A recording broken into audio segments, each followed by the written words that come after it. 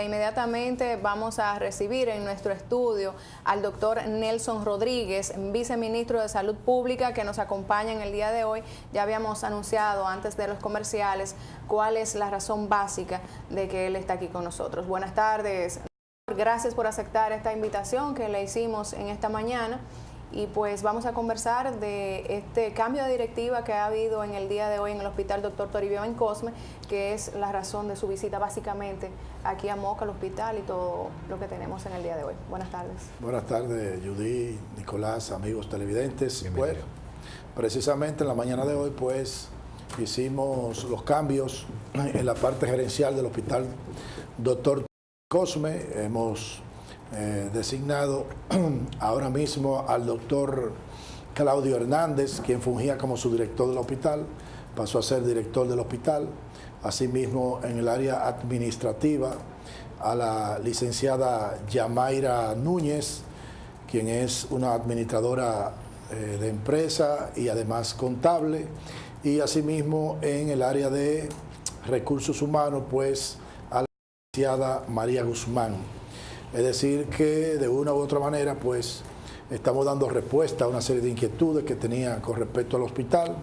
Si bien es cierto que las personas que se han sustituido no ha sido por un tema, digamos, que tiene que ver, como a veces se estila pensar, en cuestiones de irregularidades, en cuestiones de malgerencia y esa cosa, pero evidentemente que el hospital venía con una dificultad de tipo laboral, que se estaba produciendo desde hacía unos meses una preocupación en toda la sociedad mocana, que demandaba que el hospital estuviera en condiciones para, digamos, poder ofertar servicios de calidad a la gente y que la gente estuviera de manera satisfecha. De modo que el motivo precisamente ha sido de que había una serie de inconformidades por buena parte de el humano en salud, médicos, enfermeras, algunos trabajadores, y de una u otra manera pues la sociedad a través de las organizaciones sociales, porque no, la gente que hace opinión pública pues tenía una preocupación con respecto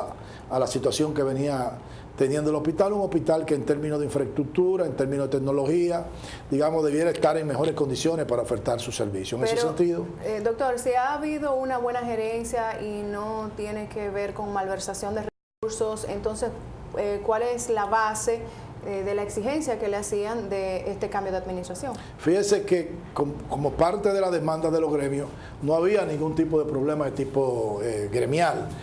Últimamente salió a relucir el tema de la seguridad del hospital y, digamos, el riesgo que estaban asumiendo, sobre todo médicos, enfermeras, con respecto al comportamiento de algún tipo de persona que iba al hospital. Entonces eso, de una u otra manera, se le dio respuesta y hoy en día que ha mejorado la seguridad. Sin embargo, digamos que hay factores externos, no solamente el hospital de Moca, y eso es importante sacarlo a la luz pública, de que los hospitales hoy en día están en un proceso de transición en lo que tiene que ver con el modelo de financiamiento. Fíjense que por una oferta de promesa de gobierno y por una necesidad, el presidente Danilo Medina había, digamos, ofertado la eliminación de la cuota de recuperación. Entonces, ¿por qué? Primero porque esa cuota de recuperación en los hospitales de una u otra manera significaba aporte de los bolsillos de gente más necesitada a su atención, y mucha gente que tenía la necesidad de buscar servicios de salud, pues como no tenían algunos recursos, pues se eximían de ir. Una vez se ha desmontado la cuota de recuperación en los hospitales, la demanda de servicios ha aumentado. Por otra parte, digamos que el Seguro Familiar de Salud, SENASA, está también atravesando por una situación de precariedad económica, producto de que los afiliados del régimen subsidiado apenas tienen, o tenían en ese momento, una cápita de 181 pesos con 34 centavos, muy diferente de los afiliados del régimen contributivo, que tiene 834. De modo que, de una u otra manera, no tenía ni contaba con los recursos suficientes para el pago de la factura a los hospitales por atención a los afiliados del régimen subsidiado de la Seguridad Social. Bueno, pues la cápita al SENASA se le aumentó, de modo que el SENASA comienza a ponerse al día con el pago de la facturación. Y por otro lado, ya también un problema de tipo interno, lo que tiene que ver con la eficiencia en términos de la liquidación de los fondos reponibles, las subvenciones de los hospitales. De los hospitales operan como un fondo reponible, que una vez se lo depositan, pues tienen que liquidarlo. Si hay dilación en lo que tiene que ver con esa liquidación de fondos, el hospital se puede ver ante una situación de pérdida de algunas subvenciones. Por ejemplo, el Hospital Toribio Bencomo en el pasado año 2013 perdió 2 subvenciones. Esas 2 subvenciones significan 5 millones de pesos. De modo que implica que hay que hacer también una transformación en búsqueda de la eficiencia en el término de la liquidación de esos fondos. Pero una pregunta hasta ahí, doctor. ¿Perdió estos 2 subvenciones, estos 2 meses, por falta de eficiencia o porque el gobierno no se les pagó? Porque yo tenía entendido que era que el año tiene 12 meses, entonces el gobierno solo le entrega 10. No, porque el año pasado hubo una modificación y ya entonces los meses de noviembre y diciembre lo que ha hecho para mayor facilidad es prorratear esos dineros en las 10 subvenciones. Yo estoy hablando de 2 subvenciones aparte de esas, porque esas no se pierden, sino que se las concentraron en las 10 anteriores. Y como consecuencia de eso, el equipo gerencial tiene que ir apropiando recursos porque le están poniendo un adicional que pertenece al mes de noviembre y diciembre y tienen que irlo apropiando porque en esos meses... guardando ahí para... guardando. Bueno, aparte de esos 2, que no se pierden, sino que están distribuidos, el hospital perdió 2 subvenciones. Hay hospitales que no pierden subvenciones porque han establecido un sistema de liquidación de esos fondos ya por un mecanismo automatizado. Por ejemplo, el Hospital Mocoso Puello liquida en apenas 48 horas. Porque pues, los hospitales saben a quién le deben. Una vez le llega esos fondos, pues tienen su factura. Y entonces no veo cuál es la complejidad de poder hacer esos pagos contra esa factura que tienen. Claro. Y entonces no perder. De modo que hay muchos factores que son externos a los otro que tiene que ver con mejoría de la eficiencia en términos administrativos y financieros del hospital. ¿Por qué no le aumentan la subvención? Bueno, porque nosotros estamos, como le decía, en una etapa de transición.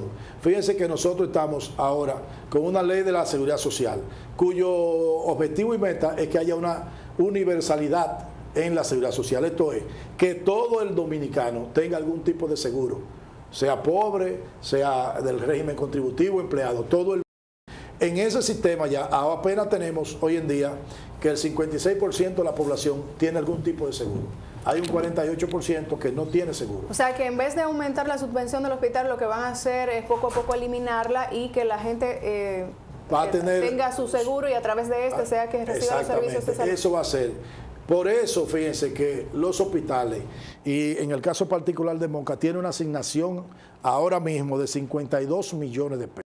¿Cuál es el objetivo? De mejorar las condiciones del hospital en términos de hotelería.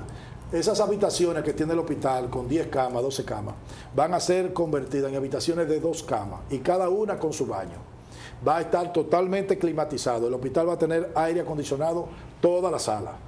Va a tener oxígeno por vía central.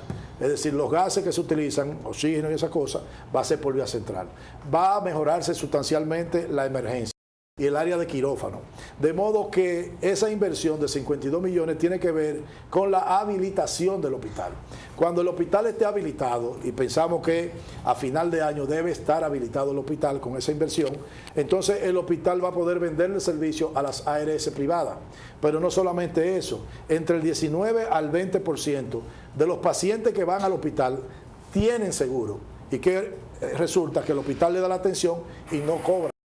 Cuando esté en condiciones de poder cobrarle, entonces todo eso va a ser un incremento sustancial en la parte del financiamiento del hospital y entonces será cuestión del pasado el tema de que no falta algún tipo de medicamento, de que no faltan insumos, pero más que eso, yo le puedo decir a ustedes que, por ejemplo, el hospital público de Sabana Grande de Boyá es un hospital pequeño de unas 30 camas que ya está habilitado y ya ese hospital vende servicios a las ARS. ¿Y qué resulta? Que usted llega a ese hospital y desde que lo ve de fuera se da cuenta, bueno, aquí algo raro está pasando. porque es un hospital que luce diferente. Luce como una clínica privada bien cuidada, pero es un hospital público. Cuando usted abre la puerta, usted encuentra que absolutamente todos los médicos están con una bata impecablemente blanca y con corbata. Todas las enfermeras impecablemente blancas. Cuando usted va a una sala de internamiento, usted va a encontrar que todas las camas tienen el mismo color.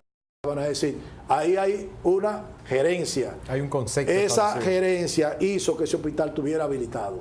Aparte de que incluso los pacientes de Sabana Grande de Boyá, cuando ameritan ser enviados a otro establecimiento de más alta complejidad, no quieren, porque se sienten identificados con ese hospital. Y que resulta que la mayoría de los médicos de incentivo adicional a su sueldo se llevan 25, 30, 20 mil pesos mensuales, producto de que están generando recursos. Entonces, ahí queremos llevar nosotros a los hospitales del país, de modo que puedan ser autogestionarios, pero evidentemente que tienen que tener una gestión profesionalizada. ¿Pero eso es un sueño, don Nelson, o eso usted en esta gestión del presidente Danilo Medina cree que lo logran? Claro. Fíjate, ahora mismo están intervenidos 65 hospitales con una inversión de 3.200 millones de pesos, con el único objetivo de que estén habilitados los hospitales. Por ejemplo, hay hospitales grandes que tienen inversiones mayores. Por ejemplo, el Cabral Ibáez tiene una inversión de 2.200 millones, es decir, que va a estar totalmente transformado. Al hospital Cabral Ibáez se le va a sacar la maternidad, es decir, se va a hacer un edificio solamente para la maternidad y se va a sacar el área de trauma, un edificio solamente para trauma, de modo que el hospital será otra cosa. Asimismo, el hospital Morgan, el hospital Luis Eduardo Aibal, tiene una inversión de 4.200 millones. Es un hospital total nuevo, va a ser el hospital más moderno de este país. Desde luego, esa modernidad en términos de estructura, en términos de equipo, tiene que ir acorde con el recurso humano. Es decir, hay que cambiar el modelo de contratación. Es decir, creo que debemos evolucionar hacia los concursos con definiciones claras de los perfiles y que lo que mejor competencia tengan sea lo que dirijan las instituciones. Hay muchas cosas que yo no entiendo. Por ejemplo, usted nos dice que viene y ya están iniciando a hacer un cambio donde las personas que vayan a recibir el servicio del hospital necesariamente tengan que tener un seguro. Pero para una persona, si ya tiene el seguro, pues mejor se va a una clínica. ¿Por qué?